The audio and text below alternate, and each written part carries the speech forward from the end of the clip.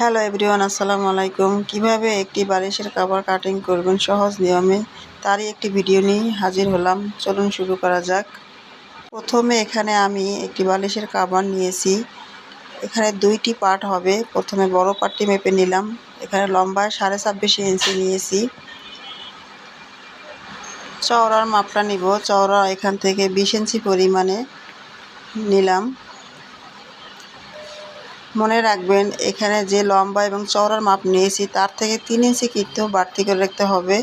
এখন ছোট পার্ট অর্থাৎ কাভারটিকে আমি উল্টিয়ে নিয়েছি। ছোট পার্টটা লম্বায় কতটুকু আছে দেখুন। এখানে লম্বায় আছে 23.5 ইঞ্চি।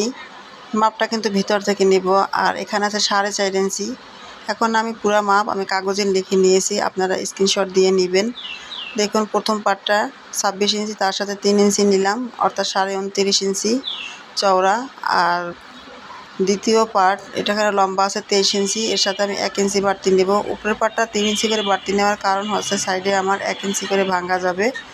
এভাবে বড় ছোট করে স্ক্রিনশট লিখে নেবেন, তাহলে আপনাদের বুঝতে সুবিধা হবে।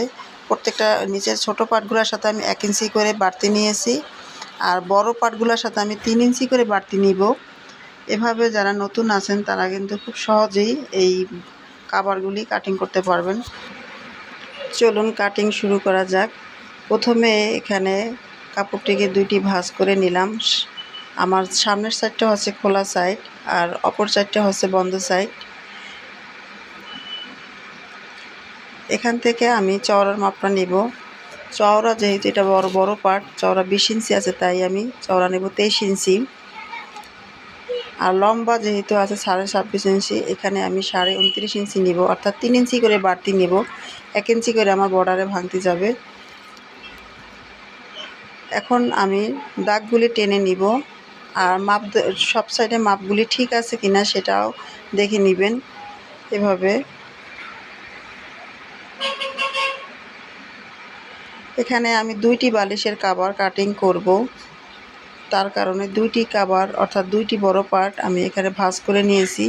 কাটার সুবিধার জন্য দুইটি আমি এখানে ভাঁজ করেছি। দুইটি বালিশের কভার বানাবো। আপনারা চাইলে একটি বানাবেন, একটি বানালে আপনারা এভাবে একটি মাপ নিয়ে নেবেন। আমার লম্বা এবং চওড়ার মাপ ঠিক আছে কিনা আমি দেখে নিলাম। এখন আমি কাটিংটা করে ফেলবো। কাটিং আমার করা হয়ে গেছে। এটা হচ্ছে আমার বড় পার্ট। আপনারা যদি বুঝতে সমস্যা হয় তাহলে আপনারা স্লো করে দেখে নেবেন। এখানে দ্বিতীয় পার্ট অর্থাৎ ছোট পার্টটা কাটিং করব, তাই কাপড়টাকে ভাঁজ করে নিলাম। প্রথমে এখান থেকে আমি লম্বার মাপটা নিব। লম্বা আমার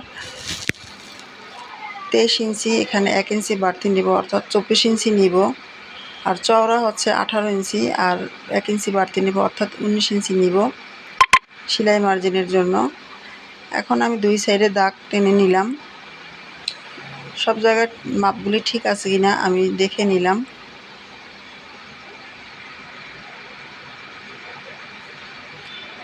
এরপরে আমি দুই সাইড থেকে কাপড়টা কেটে নিব।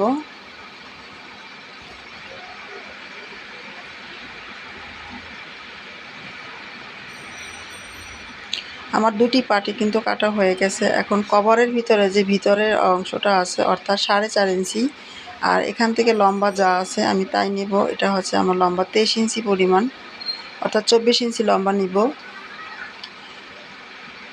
আমি আপনাদেরকে আগেই বলেছি দুইটি বালিশের কভার কাটিং করব, তাই জন্য আমি দুইটি মাপই একসাথে নিতেছি। আপনারা একটা হলে একটা নেবেন। এখানে 5.5 ইঞ্চি নেবেন চওড়াটা, আর লম্বায় নেবেন 24 ইঞ্চি। 23 ইঞ্চি আর 23 ইঞ্চি হচ্ছে মূল মাপ, 24 ইঞ্চি 1 ইঞ্চি বাড়তি নেবেন। বালিশের কভার কাটিং করা কিন্তু খুবই ইজি। মাপগুলো বুঝে নিলে তখন আর হয় না, বুঝে নিলে কিন্তু আর কষ্ট হয় না মাপগুলো। এখন আপনাদেরকে আমি বসিয়ে দেখাবো কিভাবে বালিশের কভারটা সেলাই করবেন। সেলাইটা কিভাবে কাপড়গুলি বসালে বালিশের কভারটা আসবে। এখান থেকে আমি একটি পার্ট সরিয়ে নিলাম। যেহেতু আমি দুইটি বালিশের কভার কাটিং করেছি, তাই একটি পার্ট সরিয়ে আপনাদেরকে বোঝার সুবিধার জন্য আমি দেখাচ্ছি। এই যে এইভাবে হবে। এভাবে 1 ইঞ্চি করে বাড়তি হবে এবং বাড়তি মাংসটা এরকম ভেঙে দিবেন। আর যে উপরের যে পাটটা আছে অর্থাৎ যে আলগা পাটটা আমি এই আলগা পাটটা উপর থেকে এভাবে বসিয়ে দিবেন। খুব সহজেই কিন্তু এভাবে আপনারা বালিশের কভার কাটিং করে নিতে পারেন। যদি ভিডিওটি ভালো লাগে একটি লাইক দিবেন আর নতুন হয়ে থাকলে ফলো বা সাবস্ক্রাইব দিয়ে রাখবেন। আজ এ পর্যন্ত, সবাইকে ধন্যবাদ।